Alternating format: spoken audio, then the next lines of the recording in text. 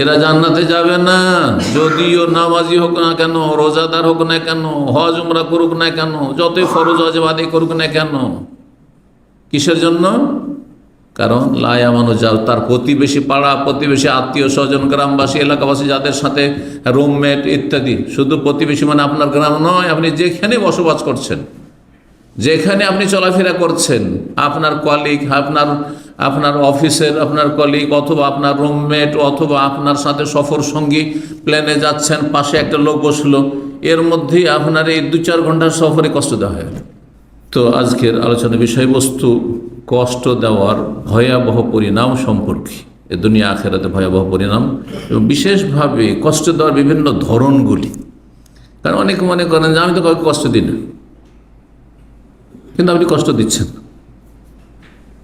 আপনার জ্ঞানের শোচনীয়তার কারণে, বিবেকের দুর্বলতার কারণে, মানবতার আপনার অধপতনের কারণে, আর ইসলাম থেকে দূরে সরে যাওয়ার কারণে, ইসলামের বিধিবিধান থেকে সরে যাওয়ার কারণে, ইসলামের জ্ঞানের ক্ষেত্রে আপনার অভাবের কারণে, ত্রুটির কারণে আপনি অপরাধ করছেন, কষ্ট দিচ্ছেন, কিন্তু আপনার অনুভূতি হ্রাস পেয়ে গেছে। আপনি টের পাচ্ছেন না যে আমি তো কষ্ট দিলাম। আপনি বুঝতে পারেন না, আরেকজন কেমন করে বুঝতে পারে যে আমি এটা কষ্ট দিলাম। যাকে কষ্ট করে সে কি করে অনুভব করলো যে আমাকে সে কষ্ট দিল। তো কষ্ট দেওয়া হয় কিভাবে? প্রথমে এটা দিয়ে শুরু করি। কষ্ট দেওয়া হয় কথার দ্বারা আর কাজের দ্বারা। আচার আচরণ দ্বারাও কষ্ট দেওয়া হয়, আর কথার দ্বারাও কষ্ট দেওয়া হয়। অনেক সময় কোনো কথা বলেননি আপনি, কিন্তু কাউকে কষ্ট দিলেন আপনি। যার রাস্তাঘাটে ময়লা আবর্জনা ফেলে রেখে দিচ্ছে, লিফটে যখন উঠছে বা নামছে তখন স্মোকিং করছে, ধূমপান করছে, আর গন্ধ দিয়ে ভরে রেখে দিল, সেই লিফটে আর ঢোকা যাচ্ছেন না। বললাম আমি গত সপ্তাহে লিফটে ঢুকছি, আর এক হারামখোর খবিস নোংরা এই আপনার সিগারেট খায়, সে তার হয়তো 1-2 মিনিট আগে গেছে, দেখিনি, কিন্তু আমি জানি যে এই বিল্ডিংয়ে একজন এমন খারাপ লোক আছে, যার কারণে সমস্ত বিল্ডিংয়ের যার যেসব ভাইরা বসবাস করে পরিবার নিয়ে, তারা সবাই কষ্টে আছে এবং সবাই তাকে ঘৃণা করে, বদদোয়া দিয়ে থাকে। তো সেই লোকটি কারো কথা শুনতে চাই না, তো ভাবলাম যে সেই হবে, আর না হলে আর 2-1 আছে এরকম হারামখোর, যারা এই সিগারেট খায়, খবিস খায়, পান করে। তো লিফটে ঢোকার পরে এত গন্ধ, সাথে সাথে বেরিয়ে পড়লাম, বেরিয়ে সিঁড়ি বয়ে গেলাম। তো এই লোকের যদি অনুভূতি থাকতো, অথবা ইসলামের জ্ঞান থাকতো, ন্যায় অন্যায়ের যদি হিতাহিত জ্ঞান থাকতো, আর মানবতা থাকতো, আর ইসলাম না তাহলে মানবতাও যদি, মানুষত্ব থাকতো, তাহলে তো কাজ তো করতো না। কারোর সাথে কথা বলে তো কষ্ট দেয়নি, কিন্তু তার আচার আচরণ দ্বারা কষ্ট দিয়ে চলে গেছে। রাস্তা দিয়ে হাঁটছে, কিছু বদ অভ্যাস আছে আমাদের ভারত, বাংলাদেশ, পাকিস্তানের কিছু লোকের, বরং অধিকাংশ লোকে, ওর না মুখে থুথু আসতেই থাকে। আমাদের কেন আসে না? রাস্তায় ধারে থুথু ফেলতে থাকে, আর রাস্তা দিয়ে মার্কেট এরিয়া দিয়ে হাঁটাহাঁটি করে, দেখতে পাবেন আপনারা। একটু বাতাস চললে পেছন থেকে হেঁটে যাচ্ছেন, আপনার গায়ে পড়ে গেল বা ছিটে পড়ল। আপনার সামনে এমনভাবে হাঁচি দিল যে তার হাঁচির নাক থেকে ছিটা, তার কাশপোটা আর ছিটা আশেপাশে ছড়িয়ে পড়ল। জীবাণু ছড়ালো, তার সাথে অরুচিকর পরিস্থিতি তৈরি করলো। এগুলি কষ্ট দেওয়া নাই? তো এইরকম যদি হাদ্দেসওয়ালা হারা যদি এইভাবে এক একটা করে বলি, তাহলে সারা রাত বলে শেষ করা যাবে না। আজকাল মানুষরা মানুষকে যে কষ্ট দিয়ে থাকে কথার দ্বারা, কাজের দ্বারা, উদাহরণ দেওয়ার শেষ। যেই পয়েন্টগুলি সম্পর্কে মোটামুটি একটা আইডিয়া আসলে আপনার জীবনে অন্তত কষ্ট দেওয়ার ক্ষেত্রে সজাগ থাকবেন না, কষ্ট দিবেন না। অন্তত এতটা তো জানলেন যে এগুলোতে কষ্ট হয় মানুষকে, এগুলোতে আমারও কষ্ট হয়।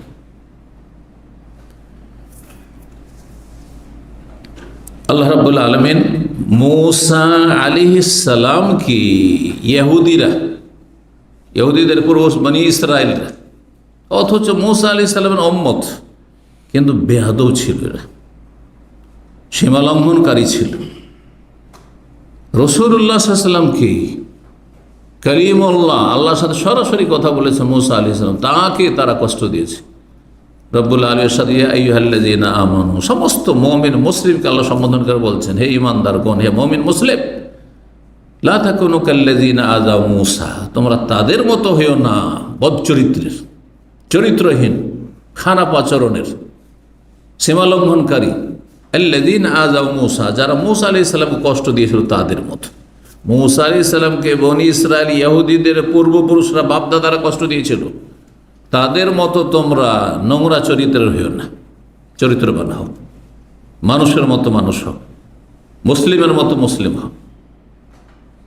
লা তাকুনু কাল্লাযিনা আযাউ মূসা ফাবাররাহুল্লাহ, আল্লাহ রাব্বুল তাকে দোষমুক্ত করেছিলেন। হ্যাঁ, তিনি যে রোগমুক্ত দোষমুক্ত সেটা সুস্পষ্ট করে দিয়েছেন। ওয়া কানা ইনদাল্লাহি ওয়াজিহা, মূসা আলাইহিস সালাম আল্লাহর কাছে বড়ই সম্মানিত নবী ছিলেন, মর্যাদাবান রাসূল ছিলেন। এই আয়াত দিয়ে শুরু করছি, যে আয়াতটি সূরা আহজাবের আয়াত নম্বর 69। বললাম যে কষ্ট দেওয়া হয় কথা দিয়ে আর কাজ দিয়ে। এক নম্বর কষ্ট দেওয়া, কাউকে গালমন্দ করে।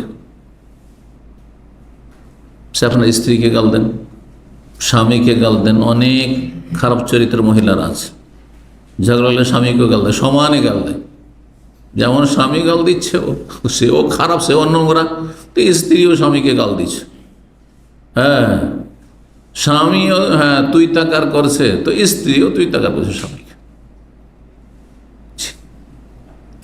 যেমন অকথ্য ভাষা স্বামী বলতে পারে, অকথ্য ভাষাতে স্ত্রীও বলতে পারে। কত লোক আমার কাছে এসেছে, স্ত্রীকে তালাক দিয়ে, কেন তালাক দিলে তুমি?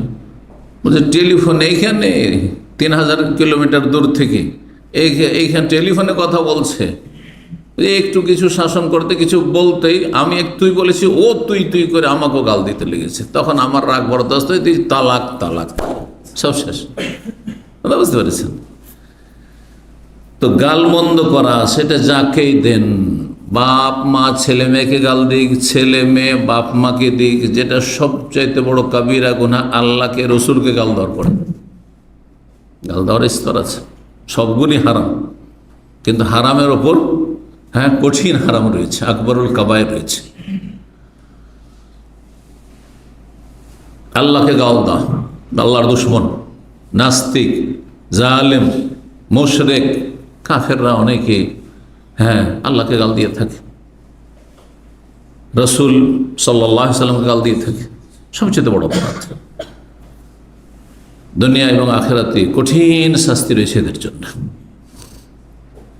গালমন্দ করা এক কথা, কাউকে গালমন্দ করা যাবে না, আপনার ছোট হোক বড় হোক, দুশ্মন হোক, এমনকি দুশ্মন হোক, শত্রু। কোরআনে কারিমে আল্লাহ ইরশাদ করেছেন, ওয়ালা তাসুব্বুল্লাযীনা ইয়াদউনা মিন দুনিল্লাহ, ওদেরকে গাল দিও না যারা আল্লাহ ছাড়া অন্যকে আহ্বান করে, মানে অন্যের পূজা করে, মানে কাফেরকে গাল দিও না। আর একটা তাফসীর হচ্ছে যে তাদের দেবদেবীকে গাল দিও না, জি, অথচ শিরক করছে, কুফরি করছে, তাদেরকে গাল দিও না। ওয়ালা তাসুব্বুল্লাযীনা ইয়াদউনা মিন দুনিল্লাহ, আর দুটি তাফসীর হইতে পারে, যারা আল্লাহ ছাড়া অন্যকে ডাকে, মুশরিক বহুত্ববাদী কাফেরেরা, তাদেরকেও গাল দেবে না, তাদের কুফরির কারণে, তাদের অপরাধের কারণে, শিরকের কারণে। আর তাদের দেব দেবী যেগুলি কোনো কিছুই করতে পারে না, তাদেরকেও গাল দেবে না, যদিও ধর্ম বাতিল, ভ্রান্ত। কেন? কারণ এর রিয়াকশন আছে, প্রতিক্রিয়া আছে। ফায়াসুবুল্লাহ আদওয়ান বিগাইরি ইলম, তারা যে আল্লাহকে গাল দিতে লাগবে তাদের মূর্খামির কারণে, অজ্ঞতার কারণে।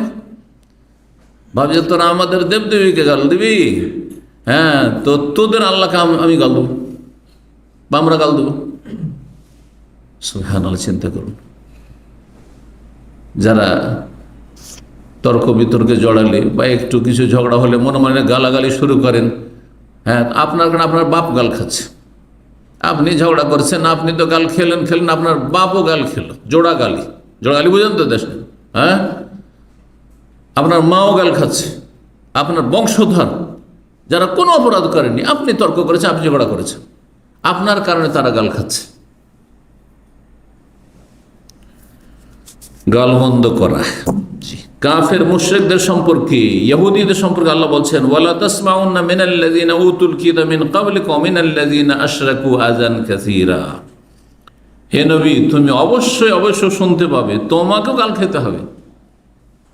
শুনবে তুমি প্রত্যক্ষ অথবা পরোক্ষ, সরাসরি গাল দেবে, আর না হলে চোখের আড়ালে গাল দেবে। তোমার কাছে খবর আসবে যে আমাকে গাল দিয়েছে। কারা? মিনাল্লাযীনা উতুল কিতাব, যাদের কিতাব দেওয়া হয়েছে, ইহুদি খ্রিস্টান, তারাও গাল দেবে, নবীর মানহানি করবে, ব্যঙ্গচিত্র করবে, কোরআনকে জ্বালাবে, ইসলামের বিরুদ্ধে বিষোদ্গার করবে। ওয়ামিনাল্লাযীনা আশরাকু, আর যারা মুশরিক কাফের, তাদের থেকেও তুমি শুনতে পাবে আযান কাসীরা, বহু রকমের কষ্ট।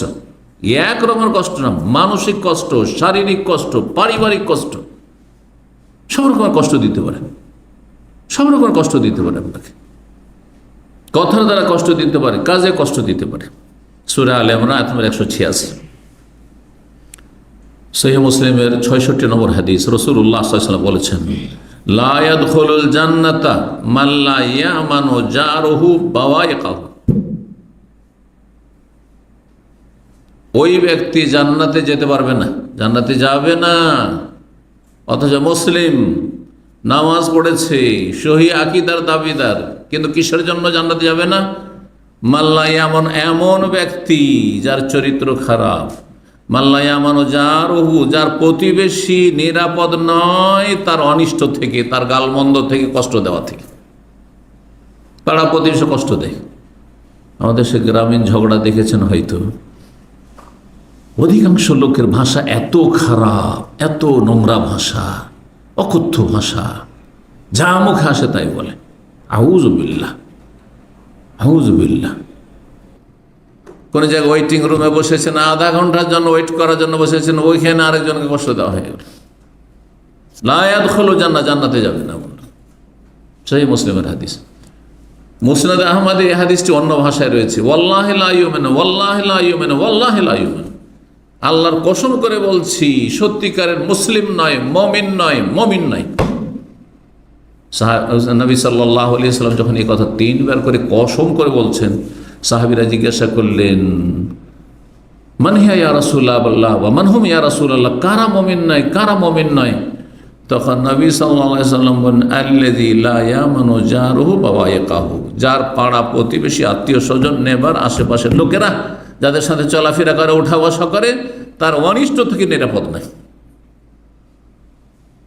অনেক ভাইরা এখানে আসেন, আসার পরে পাশে আধা ঘন্টা, 40 মিনিট, 1 ঘন্টা হয়তো ক্লাসে বসেছেন, আলোচনা শুনতে বসেছেন, ওর মাঝে আপনার কথার দ্বারা অথবা কাজের দ্বারা, আচরণ দ্বারা কষ্ট দিয়ে চলে গেছেন। আর তারপরে আমার কাছে অভিযোগ আসে যে আপনার অনেক পুরাতন ছাত্ররা আমাদের সাথে খারাপ আচরণ করে। কষ্টদায়ক কথা।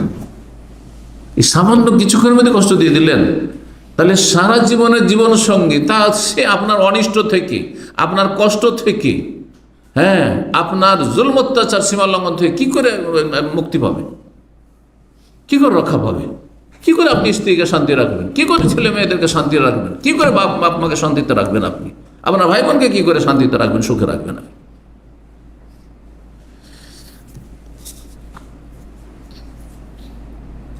আরেকটি হাদিস শুনে মুসনাদ আহমদের, আবু হুরায়রা রাদিয়াল্লাহু তাআলা আনহু বর্ণনা করছেন যে একজন লোক এসে বলে, ইয়া রাসূলুল্লাহ, ইন্না ফুলানাতান, মদিনায় একজন মহিলা আছে, জনৈকা মহিলা, ইউযকারু মিন কাসরাতি সিয়ামিহা ওয়া সালাতিহা ওয়া সাদাকাতিহা, তার কথা খুব আলোচনা, মদিনায় চর্চা হচ্ছে যে অনেক বেশি নফল সালাত পড়ে, অনেক বেশি নফল রোজা রাখে, অনেক বেশি দান সাদকা করে, গায়রা আন্নাহা তুজিজিরানাহা বিলিসানিহা, তবে পাড়া প্রতিবেশীকে তার কথার দ্বারা, ভাষার দ্বারা কষ্ট দিয়ে থাকে,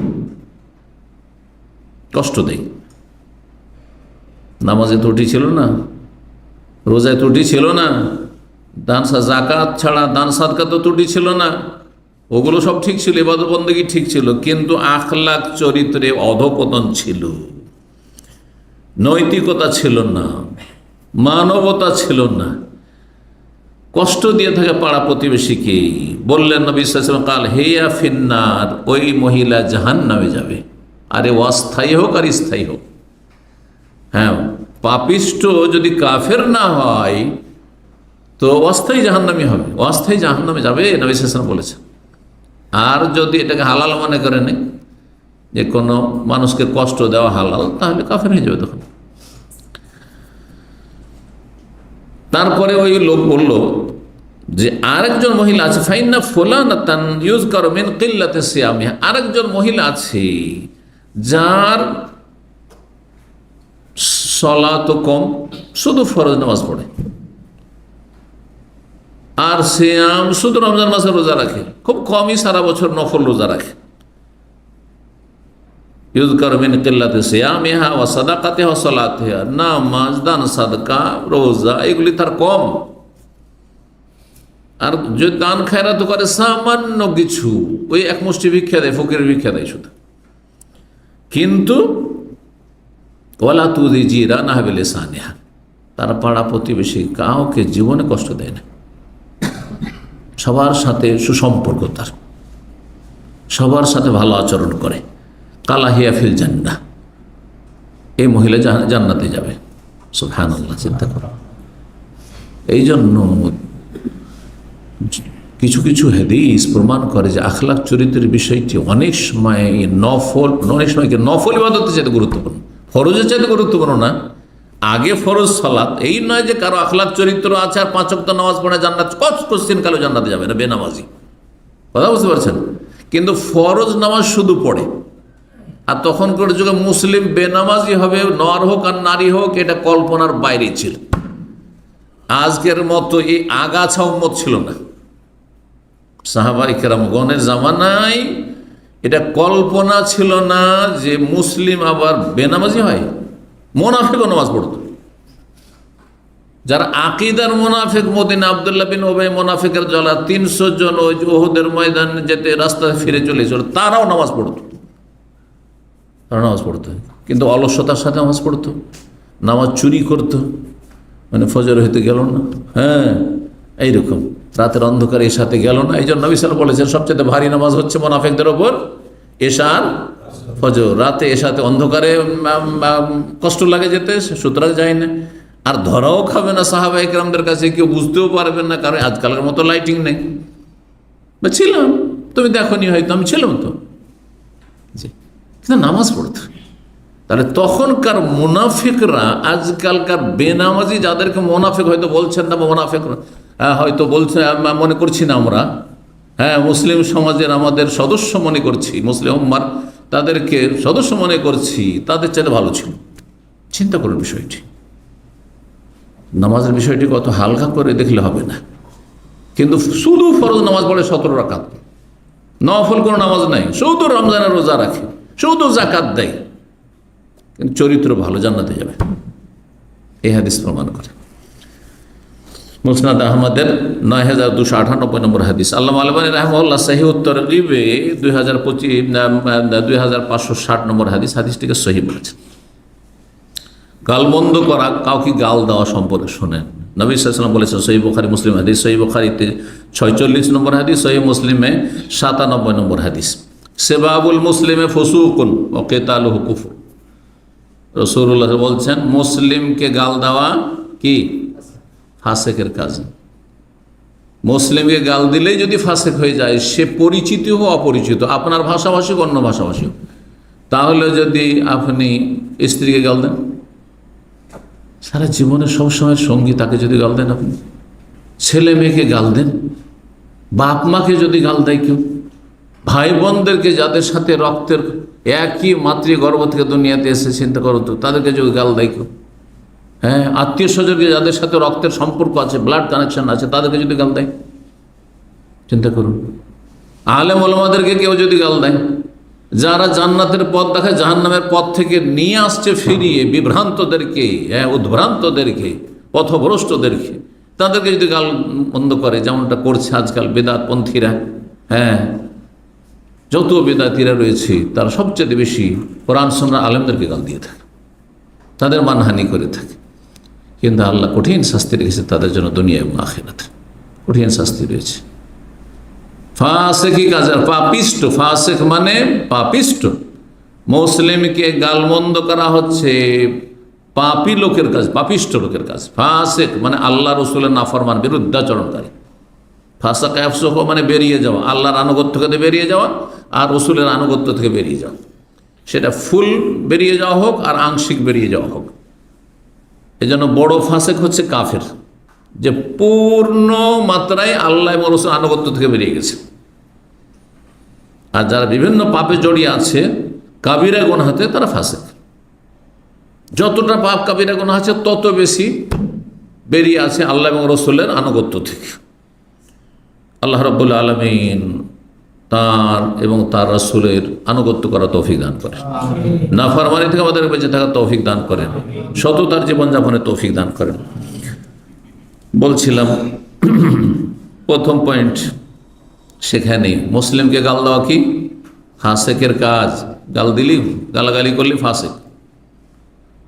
কর্মক্ষেত্রে আমাদের দেশে অধিকাংশ মানুষ এত ভাষা খারাপ, এত ভাষা খারাপ, কথাই কথায় গাল, কথাই কথায় গাল। আউযুবিল্লাহ। ফোরম্যান, সুপারভাইজার, তার আন্ডারে যারা কাজ করে, সব গাল ছাড়া কোনো আদেশই নেই, আদেশ নিষেধ নেই। নাউযুবিল্লাহ, পাপিষ্ঠ এরা। ওয়াকিতালুহু কুফরুন, আর মুসলিমদের সাথে মারামারি করা, উত্তেজিত হয়ে লাফিয়ে একবারে মারামারি করতে চলে, তোর চাইতে কম পারে, কুফরি কাজ এটি। হালাল মনে করলে বড় কাফের, বড় কুফরি। আর যদি হালাল নাও মনে করেন যে অন্যায় কাজটি করছি কিন্তু মারামারি করছেন আপনি, তাহলে এটি আল্লাহ ছোট কুফরি, কাবিরা গুনাহ। কারণ আল্লাহর নিয়ামত হচ্ছে মুসলিম ভ্রাতৃত্ব। শুনে রাখেন ভালো করে ব্যাখ্যাটি। আল উখুওয়াতুল ঈমানিয়া, ঈমানি ভ্রাতৃত্ব। আমি আপনাদের ভাই, কিসের ভাই? হ্যাঁ, দ্বীনি ভাই, মানে ইসলামী ভাই।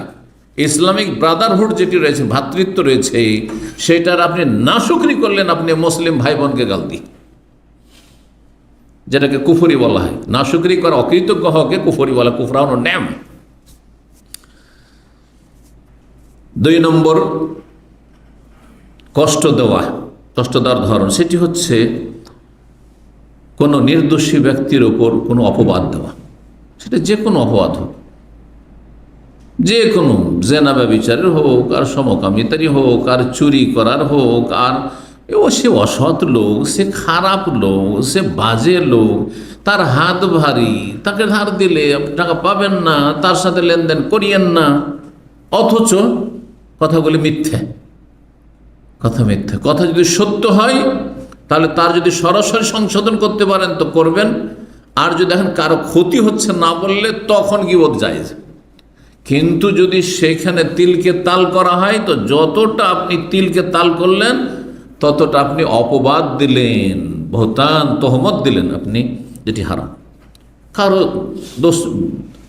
দোষ আপনি তাকে কোনো দোষের সাথে দূষিত করছেন বা অভিযুক্ত করছেন, অথচ সে তার থেকে মুক্ত। মুসা আলাইহিস সালামকে এইরকমই কষ্ট দিয়েছিল ইহুদিরা, ইহুদিদের পূর্বপুরুষরা, যে আয়াত দিয়ে শুরু করেছি। কি কষ্ট দিয়েছিল? ওই জামানায় উলঙ্গ হয়ে গোসল করা জায়েজ ছিল মানুষের সামনে। ইসলামের বিধানে উলঙ্গ হয়ে নির্জনে গোসল করা জায়েজ, কিন্তু কারো সামনে, স্ত্রী ছাড়া, স্বামী ছাড়া অন্য কারো সামনে গোসল করা হারাম। কিন্তু মুসা আলাইহিস সালামের আমলে ওই জামানার ধর্মে জায়েজ ছিল। তখন পৃথিবীর মানুষ অনুন্নত ছিল, যখন যেমন মানুষের সভ্যতা থেকেছে তখন তেমন বিধান ছিল। তো তারা গোসল করতে নামতো উলঙ্গ হয়ে সবাই, কিন্তু মুসা আলাইহিস সালাম বিবস্ত্র হয়ে গোসল করতেন না, ঢেকে ঢেকে গোসল করতেন।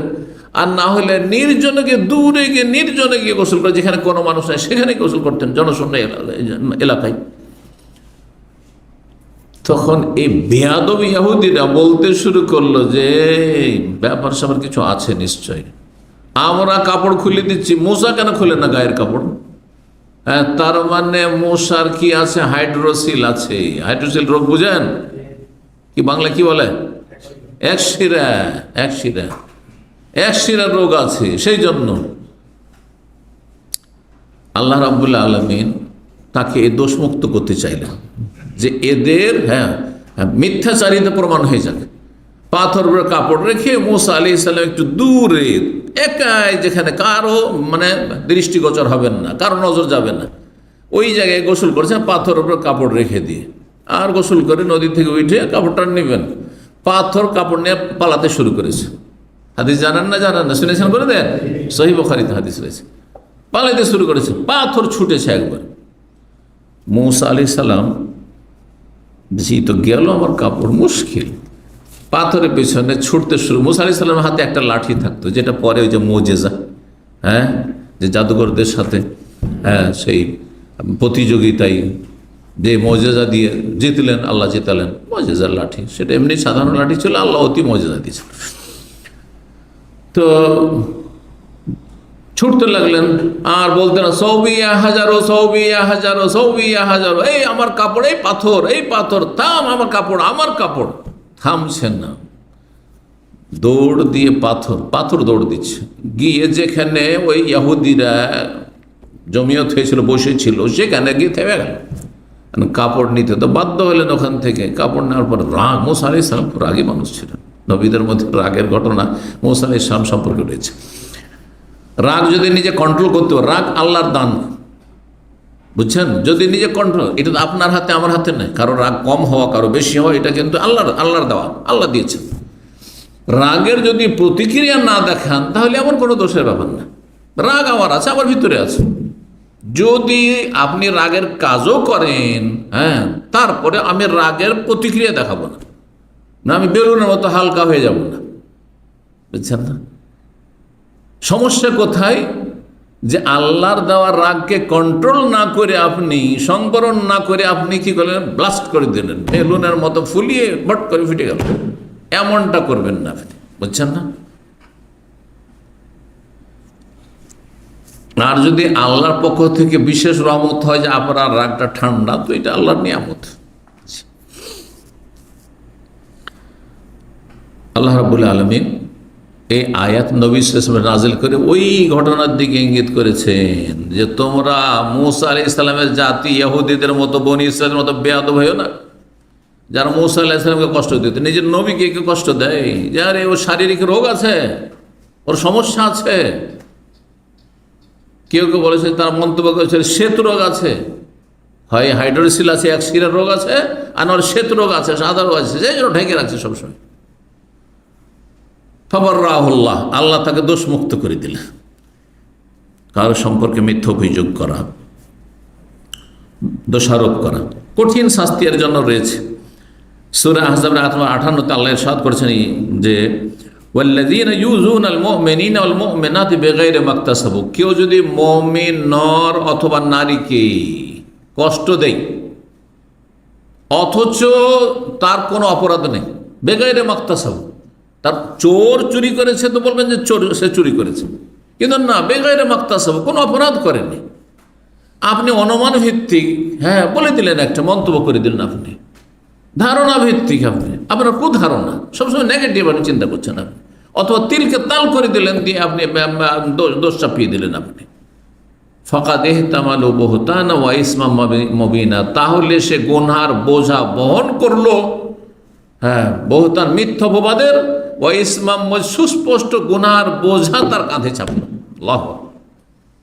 এই গুনহার বোঝা নিয়ে রব্বুল আলামিনের সামনে হাজির হইতে হবে এবং নেকি দিয়ে পরিশোধ করতে হবে, কারণ এটা বান্দার হক। ইমাম ইবনে রাজব রাহিমাহুল্লাহ বলছেন যে আন্নাল মুসলিম লা ইয়াহিল্লু ইসারুল আযাইর বিওয়াজহি মিনাল ওযু, কোন মুসলিমকে কোন রকমের কষ্ট দেওয়া হালাল নয়, হারাম। মিন কওল, কথার দ্বারা হোক অথবা কোনো আচার আচরণ দ্বারা হোক। ইয়াহইয়া ইবনে মায রাজি রাহিমাহুল্লাহ ইমাম বলছেন লিয়াকুন হাজ্জুল মুমিন কাসালাসা, তুমি তোমার মুমিন মুসলিম ভাই সম্পর্কে কমপক্ষে তিনটির একটি ভূমিকা অবশ্যই হইতে হবে। ইনলাম তানফাহু ফালা তাদুররহু, যদি তার উপকার না করতে পারো তো কমপক্ষে ক্ষতি করবে না। আমি আমার কলিগদেরকে, যারা আমার জুনিয়র হয়ে পরে এসছে, এই ইসলামিক সেন্টারে হোক অথবা আমার শিক্ষকতার জামানাতে হোক, আমি একটা কথা সবসময় বলতাম যে ভাই, আপনার উপকার হয়তো আমি করতে নাও পারি, নাও হইতে পারে আমার দ্বারা, কিন্তু এতটুকু জানবে যে আমি মতিউর রহমান কারো ক্ষতি করি না, হিংসা করি না, ক্ষতি করি না, আপনাকে ডাউন করার চেষ্টা করবো না। আপনি আপনার যোগ্যতা দিয়ে আপনি খুব উন্নতি করেন। কমপক্ষে এতটা আমার দুর্বল ইমানের পরিচয় যে তুমি যদি উপকার না করতে পারো ফালা তাদুররহু, কারো ক্ষতি করবে না। ওয়াইল্লাম তুফরেহু ফালা তাকুম্মাহু, কাউকে যদি খুশি না করতে পারো, আনন্দ না দিতে পারো, তো তাকে দুঃখিত করিও না, হ্যাঁ, তাকে শোকাহত করিও না। ওয়াইল্লাম তামদাহু, তৃতীয় বিষয়টি হচ্ছে যদি কারো প্রশংসা করতে না পারো, অনেক সময় প্রশংসা করতে কষ্ট লাগে, আরে ওর প্রশংসা করবো তার ওয়ার্ড বেড়ে যাবে আমার কাছে, হ্যাঁ। তো প্রশংসা করতে যদি না পারো ফালা তাজুম্মাহু, তার নিন্দা করিও না, চুপ থাকো, নীরব থাকো। জামেউল উলুম ওয়াল হিকাম, ইমাম ইবনে রাজব রাহিমাহুল্লাহর কিতাবের 294 পৃষ্ঠায় এই কথাগুলি রয়েছে। আল্লাহ রাব্বুল আলামিন যেন আমাদেরকে নেক আমলে তৌফিক দান করেন, মানুষের উপকার করা তৌফিক দান করেন, হিতাকাঙ্ক্ষী হওয়ার তৌফিক দান করেন। আল্লাহ রাব্বুল আলামিন জালেমের জুলুম থেকে আমাদের বাঁচিয়ে রাখেন, আর জুলুম থেকে, অবিচার থেকে, অন্যায় করা থেকে আর কষ্ট দেওয়া থেকে আল্লাহ আমাদেরকে বেঁচে থাকার তৌফিক দান করেন। ভুল ত্রুটি যা হয়েছে আল্লাহ যেন আমাদেরকে ক্ষমা করে দেন এবং জান্নাতুল ফিরদৌস দান করেন, জাহান্নামের আযাব থেকে রক্ষা করেন। রব্বানা আতিনা ফিদ দুনিয়া হাসানাহ ওয়া ফিল আখিরাতি হাসানাহ ওয়া কিনা আযাবান নার। সুবহানা রাব্বিকা রাব্বিল ইজ্জাতি আম্মা ইয়াসিফুন ওয়া সালামুন আলাল মুরসালিন ওয়াল হামদুলিল্লাহি রাব্বিল আলামিন।